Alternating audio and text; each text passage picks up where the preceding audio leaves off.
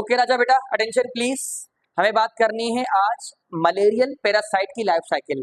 There is no fun in telling that कि हमारी बात चल रही है बायोलॉजिकल मेथड की, जिन्हें हम साइंटिफिक मेथड भी कहते हैं, यानी वो सीरीज ऑफ स्टेप जिनको यूज करते हुए हम कोई भी ऐसी प्रॉब्लम जो कि बायोलॉजिकल वर्ल्ड में आएगी उसे यूज करके सॉल्व करेंगे, तो इन्हें हम कहते हैं बायोलॉजिकल मेथड। प्रॉब्लम जो बायोलॉजिकल वर्ल्ड में आती है वो अलग अलग टाइप की है। There is ecological problem, there is environmental problem and there is health related problem. हमने हेल्थ रिलेटेड प्रॉब्लम की एग्जांपल ली है जिसके अंदर हम मलेरिया डिस्कस कर रहे हैं। मलेरिया वर्ड का मतलब होता है बैड एयर, खराब हवा। पहले के लोगों का ये सोचना था कि खराब हवा है जो लोगों को बीमार करती है, लेकिन बाद में जब जैसी टेक्नोलॉजी एडवांस हुई तो हमें पता चला कि मलेरिया का काज ये है एयर नहीं बल्कि कुछ और है जो कि मॉस्किटो की बॉडी के अंदर मौजूद होते हैं और उन्हें हम मलेरियल पैरासाइट के नाम से जानते हैं। उस मलेरियल पैरासाइट का नाम भी मैंने लास्ट टाइम आपको बताया था, क्या था? प्लाज्मोडियम। मलेरिया सिर्फ मॉस्किटो वेक्टर की तरह काम करते हैं, इसको हमारी बॉडी तक पहुंचाते हैं।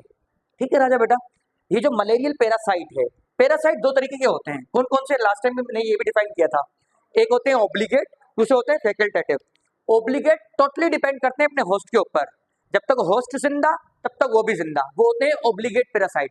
दूसरे होते हैं फैकल्टेटिव पैरासाइट, यानी ऐसे काइंड के पैरासाइट जो कि होस्ट पर पार्शली डिपेंड करते हैं, पार्शली वो खुद भी विथस्टैंड कर सकते हैं। तो ऐसे काइंड के पैरासाइट को फैकल्टेटिव पैरासाइट कहा जाता है। ये भी एक काइंड का पैरासाइट है राजा बेटा। पैरासाइट जब अपनी लाइफ साइकिल किसी दो होस्ट में कंप्लीट कर रहा होता है ना, तो उसे डायजेनेटिक पैरासाइट कहा जाता है। प्लाज्मोडियम उनमें से एक है जो कि डायजेनेटिक है, ये भी लास्ट टाइम हमने बात की थी कि ये डायजेनेटिक है। डायजेनेटिक का मतलब दो होस्ट। कौन कौन से होते हैं वो दो होस्ट?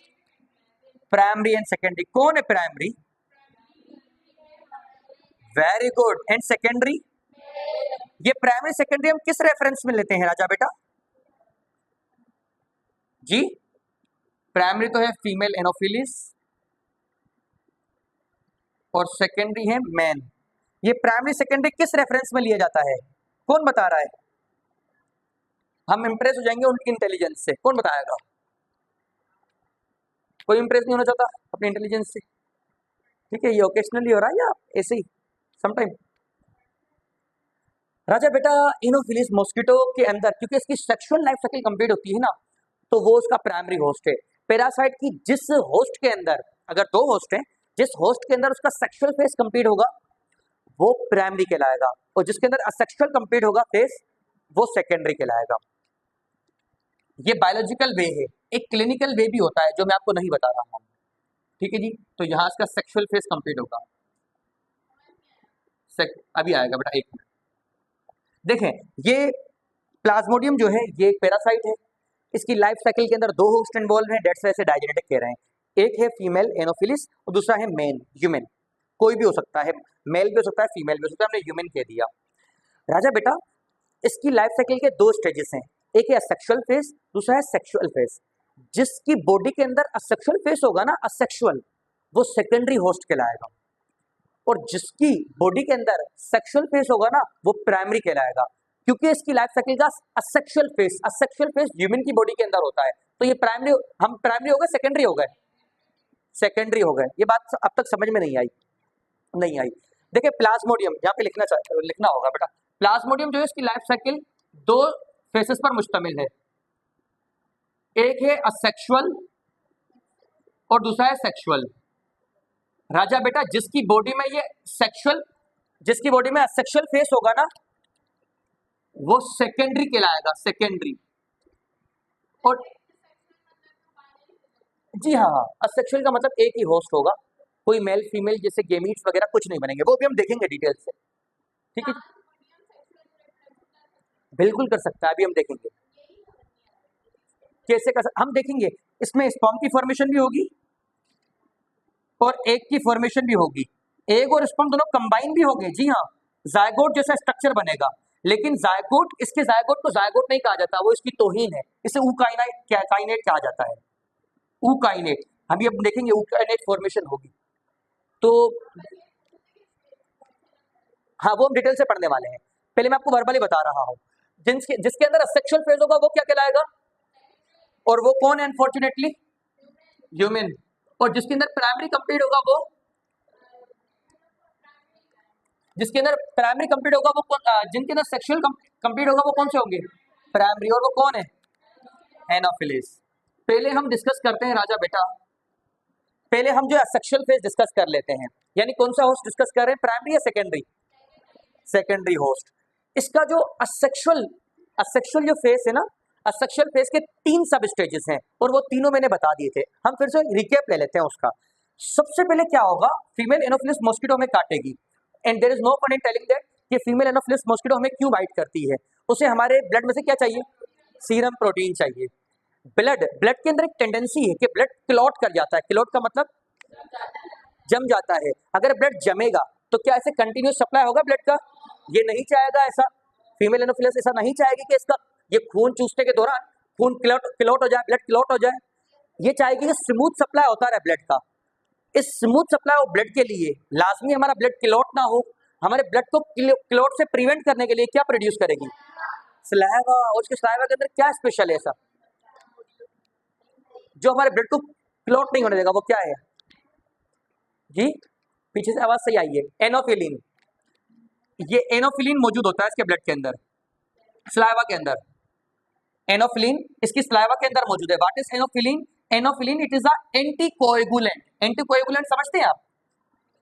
एंटीकोएगुलेंट का मतलब ऐसा कंपोनेंट जो ब्लड को क्लॉट ना होने दे। एंटीकोएगुलेंट। हमारा ब्लड क्लॉट करता है, आपको पता है ये बात? ब्लड की क्लॉटिंग को पता है क्या कहा जाता है? ब्लड क्लॉटिंग कोएगुलेशन कहलाती है। Blood clotting coagulation. अगर ब्लड क्लॉट नहीं कर होगा ना, ब्लड क्लॉट नहीं होगा तो वो एंटीकोएगुलेशन है। अगर ब्लड क्लॉट हो रहा है तो, और अगर नहीं होगा तो, और जो सब्सटेंस ये एंटीकोएगुलेशन करवाएगा वो क्या कहलाएगा? एनोफिलिन, यानी एंटीकोएगुलेंट। ठीक है राजा बेटा। तो जितनी भी फीमेल एनोफिलिस हमें काटती हैं वो अफेक्टेड हो, ये लाजमी नहीं, यानी वो आपको काटे मलेरिया हो जाए, ये लाजमी नहीं। हमेशा उसके काटने से ही मलेरिया होगा जिसकी बॉडी के अंदर प्लाज्मोडियम मौजूद है। ये जैसे में बाइट करेगी, इसके पास biting and chewing type mouth होता है। उनसे बाइट करने के साथ ही हमारी बॉडी के अंदर सलाइवा ऐड कर देगी। सलाइवा के अंदर क्या मौजूद था? एनोफिलिन। और ये एनोफिलिन क्या करेगा? ब्लड को क्लॉट नहीं होने देगा। अगर ब्लड क्लॉट नहीं होगा तो उसको ब्लड मिलता रहेगा। और ये सलाइवा के साथ साथ हमारी बॉडी में एक और चीज भी ऐड कर देगी। क्या ऐड करेगी जी? प्लाज्मोडियम। ठीक है। प्लाज्मोडियम जिस स्टेज में फीमेल की बॉडी से हमारी बॉडी में आता है ना, जिस स्टेज में प्लाज्मोडियम फीमेल की बॉडी से हमारी बॉडी में आता है, उस स्टेज को हम स्पोरोजोइट स्टेज कहते हैं। तो पहला स्टेज ये है sporozoite,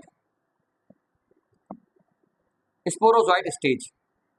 So what is sporozoite stage? Sporozoite stage, it is the infectious stage in the life cycle of Plasmodium in which it came into human body by the biting of female Anopheles mosquito.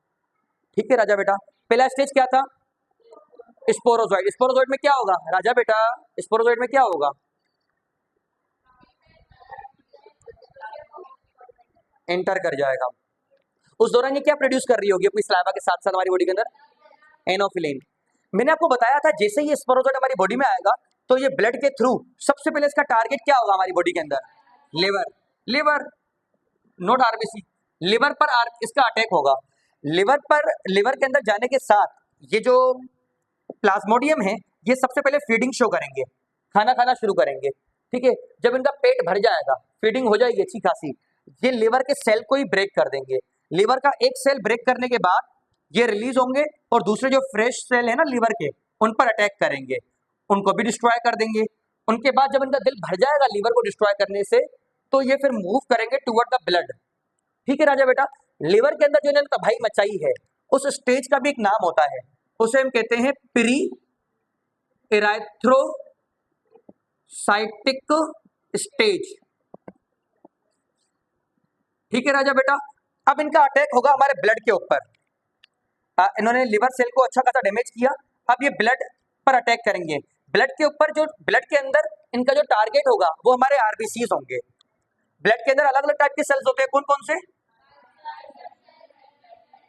Thank you for knowing बेटा। ये जिन पर attack करेंगे वो कौन से हैं? Red blood cell के अंदर कौन सी प्रोटीन मौजूद थी जी? प्रोटीन का नाम हीमोग्लोबिन। हीमोग्लोबिन। एक रिकेप लेते हैं और पीछे वाली रो वाले जवाब देंगे हमें सिर्फ। राजा बेटा, हमने बताया कि प्लाज्मोडियम की लाइफ साइकिल के कितने स्टेजेस हैं, कौन कौन से, कौन कौन से? जी हाँ, एक असेक्सुअल, दूसरा सेक्सुअल। असेक्सुअल किसके अंदर कंप्लीट होगा, किसके अंदर, मेन या इनोफिलिस? जिनकी बॉडी के अंदर होगा वो सेकेंडरी है, और सेक्सुअल किसके अंदर कंप्लीट होगा, जिनके अंदर सेक्सुअल होगा वो प्राइमरी है। ठीक है राजा बेटा, असेक्सुअल फेज के का पहला स्टेज कौन सा था, क्या होगा स्पोरोजोइड स्टेज के अंदर? प्लाज्मोडियम को हमारे ब्लड के अंदर इंजेक्ट कर देगी। ठीक है राजा बेटा, इस प्लाज्मोडियम का हमारी बॉडी में सबसे पहला टारगेट क्या होगा, कौन सा, लिवर। उस स्टेज को हम क्या कहेंगे, प्री इरेथ्रोसाइटिक स्टेज। उसके बाद ये किस पर अटैक कर रहे हैं, ब्लड, ब्लड सेल्स में भी, ब्लड के अंदर भी आरबीसी इनके टारगेट होते हैं। आरबीसी के अंदर प्रोटीन है हेमोग्लोबिन, ये हेमोग्लोबिन को ब्रेक करेंगे, पता है किसके अंदर, आयरन एंड ग्लोबिन। ग्लोबिन तो ये खा जाएंगे, ग्लोबिन तो इनके खाने के लिए,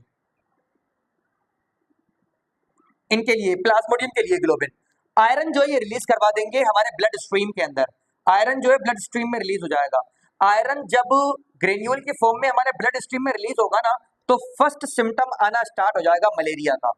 यहां से मलेरिया का फर्स्ट सिम्टम आएगा जी, वेरी गुड। ठंड लगेगी, उसके बाद ठंड लगने के बाद पसीना आएगा, पहले बुखार होगा, फीवर, एक खतरनाक बुखार होगा, और उसके बाद ठंड लगेगी, फिर पसीना आएगा, फिर सिम्टम डिसअपियर, फिर 2 दिन के बाद फिर से ये कहानी होगी। ये भी डिपेंड करता है कि कौन सा प्लाज्मोडियम आपकी बॉडी में अंदर आया है। 4 तरह के प्लाज्मोडियम होते हैं, नाम नहीं बताया आपको, लेकिन उनके ऊपर डिपेंड करता है। Plasmodium falciparum, plasmodium malaria, plasmodium vivax, plasmodium ovale. ये जो आपका एटीट्यूड है ना पढ़ने वाला, ये आपको जरूर कामयाब करेगा राजा बेटा, ये मेरी दुआ है। Plasmodium vivax, Plasmodium, P for Plasmodium, Plasmodium falciparum, plasmodium malaria and Plasmodium oval. अगर ईच एंड इंडिविजुअल कहेंगे तो उसकी भी डिटेल मैं आपको बता दूंगा, लेकिन रिक्वायर्ड नहीं है। हम जो पढ़ रहे हैं वो इनमें से कौन सा है राजा बेटा?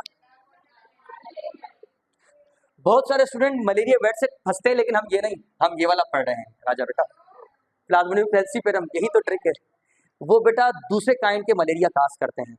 सेरिब्रल मलेरिया का नाम सुना है आपने, सेरिब्रल मलेरिया। आज ब्रेन का मलेरिया भी होता है, ब्रेन का बुखार, तो ये काज ही करते हैं।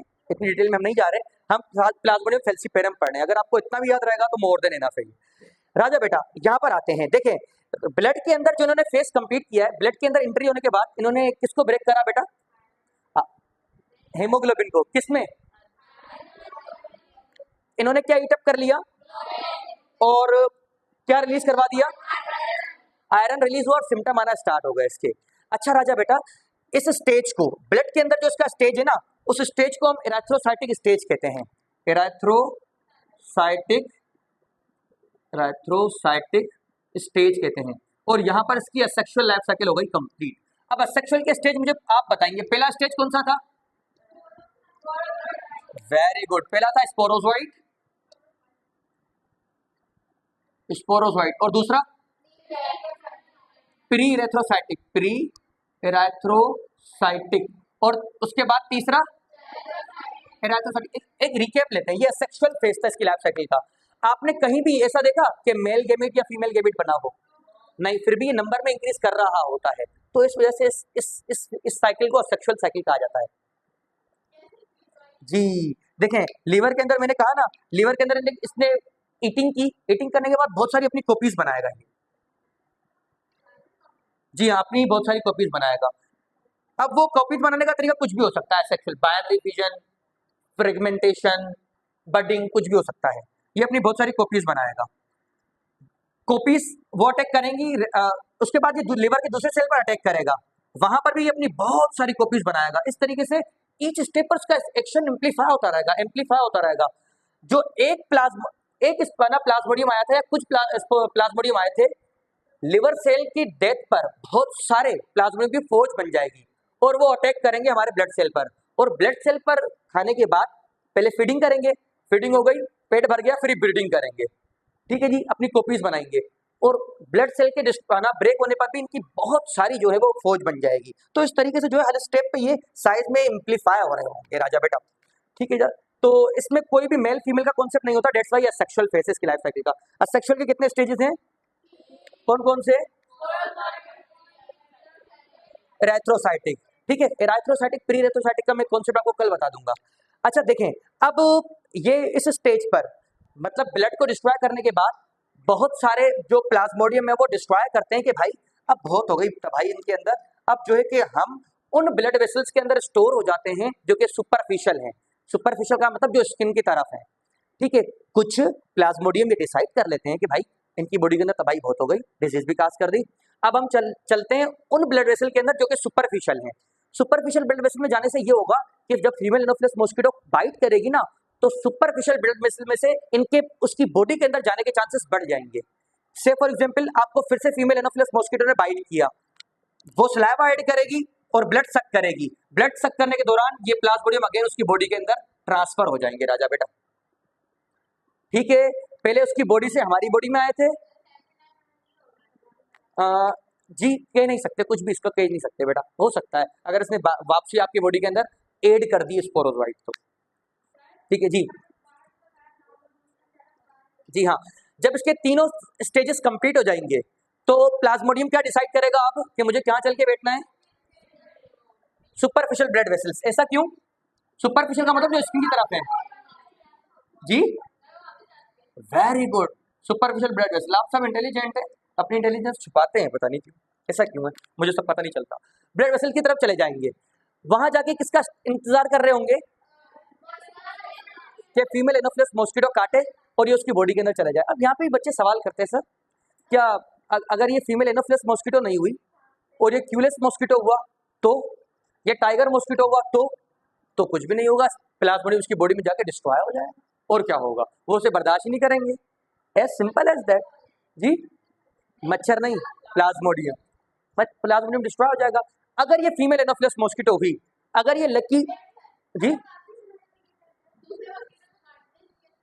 नहीं सब मॉस्किटो काटते हैं, ऐसा कोई हार्ड एंड फास्ट रूल नहीं है, लेकिन एनोफिलिस के काटने की वजह से हमें मलेरिया होता है, टाइगर मॉस्किटो के काटने की वजह से चिकनगुनिया होता है, मैंने बताया था, और येलो फीवर होता है, डेंगू होता है उसके काटने की वजह से, ठीक है राजा बेटा। लास्ट टाइम मैंने दिखाया क्यूलेक्स हमारी बॉडी में कुछ काज नहीं करता, लेकिन वो स्पेरो की बॉडी में मलेरिया काज करता है, मैंने लास्ट टाइम ये भी बताया था आपको, ठीक है राजा बेटा। चलिए आगे बढ़ते हैं। से फॉर एग्जांपल ये फीमेल एनोफिलस मॉस्किटो है, इसकी बॉडी के अंदर आने के बाद ये जो प्लाज्मोडियम है, कुछ प्लाज्मोडियम मेल गैमीट बनाएंगे और कुछ फीमेल गैमीट बनाएंगे। मेल गैमीट वैसे क्या होता है, गैमीट्स क्या होते हैं, gametes are the sex cell which is produced by different kind of individuals, ठीक है राजा बेटा। ये अगली जनरेशन को कैरी आउट करेंगे। मेल गैमीट क्या बनेगा, sperm and female gamete egg. Sperm और एग जो इसकी बॉडी कैविटी के अंदर बनेंगे, ये दोनों कंबाइन हो जाएंगे। स्पर्म एग का कॉम्बिनेशन एक स्ट्रक्चर बनाएगा जिसे हम ऊकाइनेट कहते हैं, ऊकाइनेट, हमारी बॉडी में जायगोट। अच्छा राजा बेटा देखें, जिस स्टेज में ये इन हुए और उन्होंने मेल और फीमेल गैमेट में ये डिफरेंशिएट हुए, यानी कुछ प्लाज्मोडियम ने डिसाइड किया कि हम मेल गैमेट बनाएंगे, कुछ ने फीमेल गैमेट बनाए, उस स्टेज को हम गेमेटोसाइटिक स्टेज कहते हैं। पहला स्टेज फीमेल की बॉडी के अंदर गेमेटोसाइटिक स्टेज, और जब ये ऊकाइनेट बनता है ना तो इस स्टेज को हम ऊकाइनेट स्टेज कहते हैं, ऊकाइनेट स्टेज। अब ये ऊकाइनेट पता है क्या करेगा, ऊकाइनेट इसके स्टमक को क्रॉस करता हुआ और यहाँ कहीं आके इसके स्टमक को मॉस्किटो के स्टमक को क्रॉस करते हुए यहाँ आ जाएगा और स्टमक की वाल को क्रॉस करके इसके स्टमक के अंदर, वहां से फेरेंक्स के अंदर, और फेरेंक्स के अंदर फिर स्लावा में स्टोर होके बैठ जाएगा कि ये फिर किसी और हेल्दी पर्सन को बाइट करे और मैं उसकी बॉडी में चला जाऊं। राजा बेटा देखें, प्लाज्मोडियम फीमेल एनोफिलस मॉस्किटो की बॉडी में चला गया, ठीक है। कुछ प्लाज्मोडियम राजा बेटा बनकर मेल गैमीट बनाएंगे और कुछ फीमेल गैमीट। इस स्टेज को हम क्या कहते हैं, गेमेटोसाइटिक स्टेज। ये मेल फीमेल गैमीट कंबाइन होंगे, क्या बनेगा, उसे ऊकाइनेट स्टेज कहा जाता है। ये ऊकाइनेट क्या करेगा, इसके स्टमक को रप्चर करता हुआ इसके स्टमक में आ जाएगा। क्यों, क्योंकि इसको सलाइवा के अंदर जाना है, क्योंकि जब ये बाइट करेगी तो सलाइवा इंजेक्ट करती है और सलाइवा के मदद से इसके ह्यूमन की बॉडी में जाने के चांसेस बढ़ जाते हैं। ये जो सलाइवा के अंदर जिस स्टेज में स्टोर होता है उसे हम स्पोरोजोइटिक स्टेज कहते हैं, स्पोरोजोइटिक स्टेज। एक बार रिकैप लेते हैं, जी नहीं नहीं नहीं, बच्चों की तरह एक जगह नहीं रहता ये, ऊपर मूव करेगा, हाँ स्लैब में इसको सुकून आ जाएगा, सिलेवरी ग्लैंड में ये बैठ जाएगा। तो इस तरीके से अब रिकेप लेते हैं। देखें मलेरियल पैरासाइट की लाइफ साइकिल कितने स्टेजेस हैं? 2। कौन कौन से? असेक्सुअल और सेक्सुअल। असेक्सुअल के 3 सब स्टेजेस थे, कौन कौन से? स्पोरोजोइट और दूसरा प्रीरेथोसाइटिक और दूसरा सेक्सुअल के भी 3 स्टेजेस हैं, कौन कौन से? वेरी गुड, गेमेटोसाइटिक, इसके अलावा ऊकाइनेट और sporozoite formation, again sporozoite formation. और इस तरीके से इसकी लाइफ साइकिल हो जाएगी मुकम्मल। ठीक है, इससे इसकी लाइफ साइकिल से रिलेटेड कुछ और पॉइंट है जो मैं आपको बाद में कभी बताऊंगा राजा बेटा। ये प्लाज्मोडियम फैल्सीफेरम जो है, इसके जो सिम्टम है वो आने के बाद 48 घंटे के बाद फिर से सिम्टम आना स्टार्ट हो जाते हैं। तो इस तरीके से राजा बेटा, कोई सवाल कोई बात? Plasmodium vivax, plasmodium falciparum, plasmodium malaria, ovale, आप इनके नाम याद करके आइएगा राजा बेटा, कल के बारे में थोड़ा थोड़ा सा मैं आपको जरूर बताऊंगा। ओके।